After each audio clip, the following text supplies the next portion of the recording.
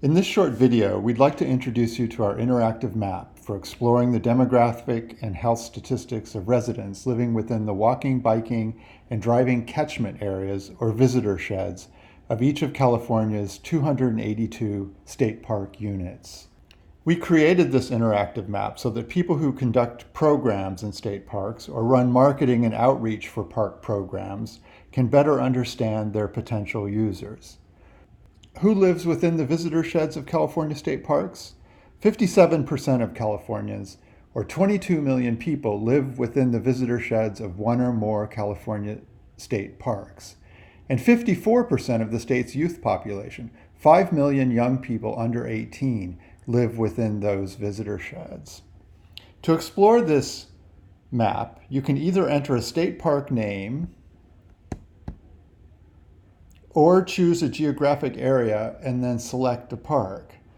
You can also click anywhere on the map to explore a park directly. Let's look at two parks, one in Northern California and the other in Southern California. Shasta State Historic Park is just east of Redding. Now select which visitor shed you would like to examine. You can see the statistics for the visitor shed over here.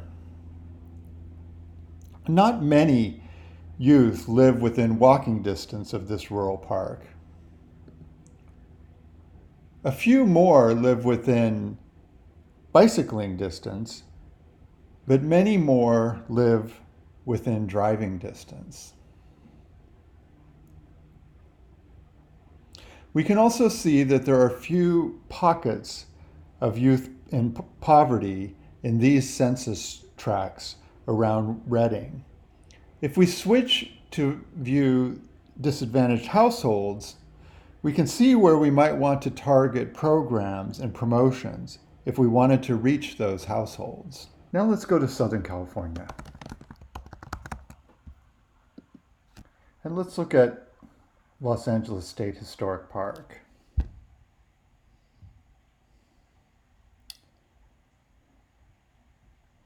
Here you can see the disadvantaged communities that are within the drive shed of Los Angeles State Historic Park, which has 2 million people who live within that visitor shed, 461,000 of them youth, and 176,000 of those youth living in poverty.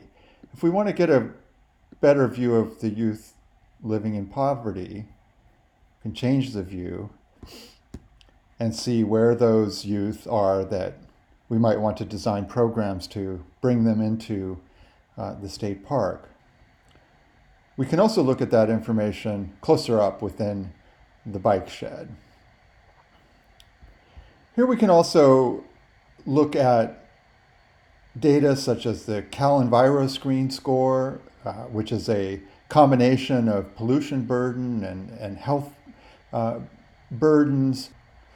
We can also look at information such as linguistically isolated households, where we might want to design programs in languages other than English. And we can look at some common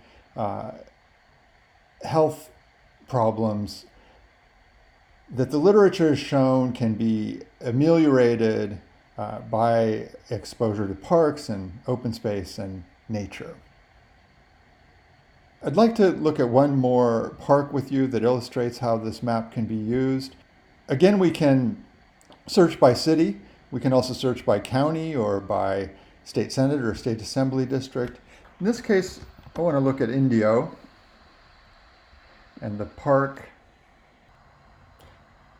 in Indio Hills Palms Park.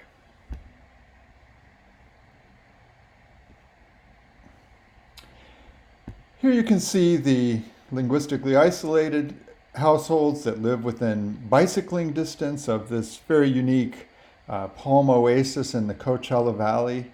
We can also zoom out and look at the drive shed here and see that there's a concentration of linguistically isolated households that don't primarily speak English in and around Indio, which is also where a number of disadvantaged households are, as well as youth in poverty. So if we wanted to think about a program that might involve youth from this community in the Indio Hills Palms State Park, we might think about something like buses that could bring kids to the park for the first time, and then often they would introduce their families, and then their families might drive when they have time to this really wonderful oasis in the desert. Finally, if you would like to print a map view of the park, you just click on that icon in the bottom left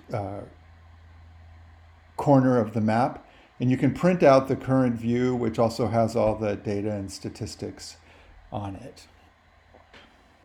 To download our full report on the health benefits of parks, effective park programming for youth, and state park visitor sheds, and for more information about the data behind this interactive map, follow the links at ioes.ucla.edu/youthoutdoors.